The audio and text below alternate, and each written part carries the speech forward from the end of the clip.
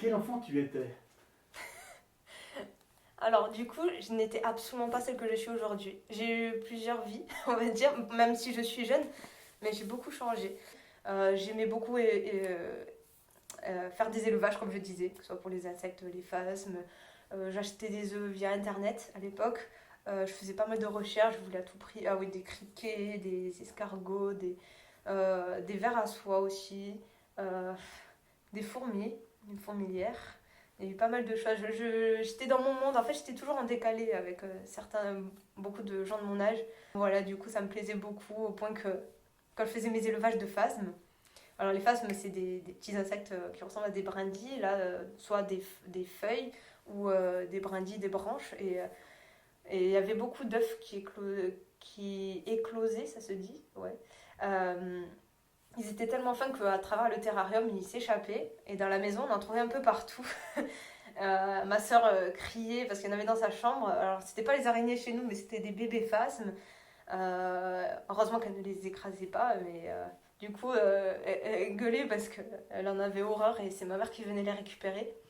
Euh, où il y avait quoi d'autre? Il y avait plusieurs anecdotes assez rigolotes. J'ai adoré élever les têtards. Euh, Au point que, bon, il faisait froid à un moment donné, c'était l'hiver. J'ai retrouvé, alors les têtards s'étaient transformés en petites grenouilles, donc une des grenouilles était morte et je pensais qu'elle était morte de froid. Et j'ai stressé, j'ai pris un bol, j'ai mis de l'eau que j'ai fait chauffer au micro-ondes, de l'eau bouillante. J'ai mis les deux grenouilles, petites grenouilles. Elles se sont agitées comme pas possible dans le verre, dans l'eau bouillante et après elles se sont retrouvées le ventre à l'air et en train de flotter. Donc elles étaient mortes. Je m'en suis voulu. Je pensais bien faire et les pauvres elles sont mortes. Donc toutes mes grenouilles étaient mortes à ce moment-là. Voilà, j'en ai pleuré. Il y avait aussi une autre anecdote où j'étais en train de nettoyer le terrarium de mes phasmes. Je reviens sur mes phasmes. Ça mange des ronces sous du lierre, je me souviens. Et donc j'étais dehors dans le jardin. Je les avais posées sur le carrelage, les petites brindilles que je surveillais pour pas qu'elles s'échappent. Et donc je nettoyais le fond du terrarium, je récoltais les petits œufs. Et je sais pas si c'était moi ou mon frère jumeau, quelqu'un avait marché sur un de mes phasmes, mais un petit écrasé, mais pas totalement au point que du coup son abdomen était ouvert. J'ai voulu essayer de le recoudre et j'ai pris une aiguille, j'ai commencé à faire ça, mais je me suis vite arrêtée parce que je voyais que ça lui faisait du mal le pauvre, donc bon, bref, j'ai voulu le sauver. Ça n'a pas marché non plus, donc voilà, j'ai fait pas mal de bêtises étant petite, je m'en veux atrocement, mais voilà, c'est quand on est un peu insouciant, quand on est petit, on pense bien faire. Et j'en ai pleuré, j'ai pleuré euh, pour mes phasmes qui se sont fait écraser. Euh, Qu'est-ce qu'il y a eu d'autre comme anecdote?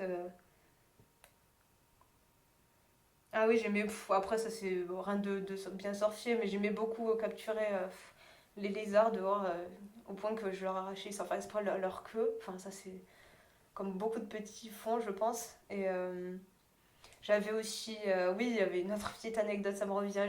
J'adorais les zoothèques, je crois que ça s'appelle. Je sais plus, c'est les nids de menthes religieuses. C'est particulier. Ça ressemble. Je sais pas comment ça ressemble à une mue en fait. C'est mon grand frère qui baignait dans la biologie qui m'avait dit que c'était une oothèque, je crois, et avec des centaines d'œufs à l'intérieur de menthes religieuses. Et je l'avais, bon, il n'y avait rien qui avait éclos, mais j'avais pris cette oothèque et j'avais mis dans un terrarium le temps que ça éclos. Et un jour, des centaines de bébés menthes religieuses sont sortis.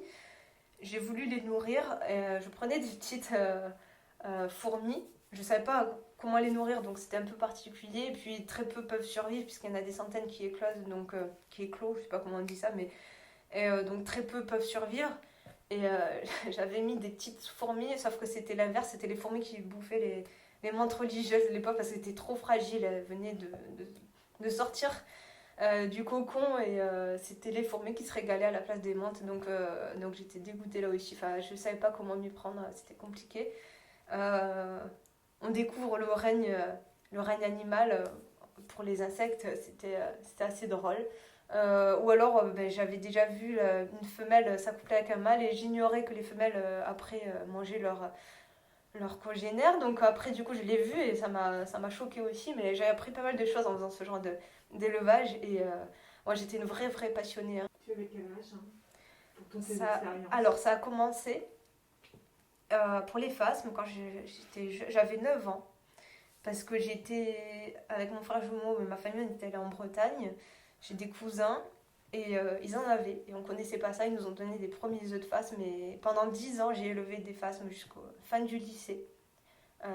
Donc à partir de là, j'ai fait d'autres élevages par la suite et ça n'a pas arrêté chaque année. Et ma mère, bah, du coup, heureusement qu'elle aimait ça, enfin, elle m'accompagnait là-dessus parce que c'est pas toutes les mamans qui auraient accepté ça aussi, que ça soit dans la maison en plus, parce qu'il fallait quand même qu'il y ait une bonne température et que ça ne vive pas dehors.